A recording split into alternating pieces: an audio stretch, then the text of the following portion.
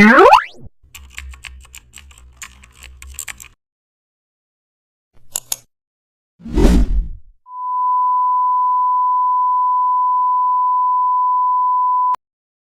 back to the channel. Don't forget to like, share and subscribe for more updates. Today we will explore a special technique using shapes that instantly boost your design workflow. Start by selecting the Lisp tool and creating a smooth base circle.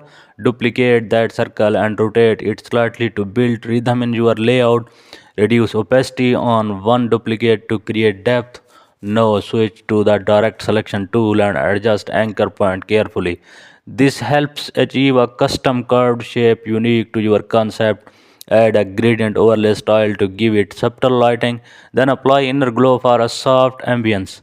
Duplicate the entire group of symmetrical balance, flip it horizontally to maintain equal spacing. Use the align panel to perfectly center everything. Add a soft shadow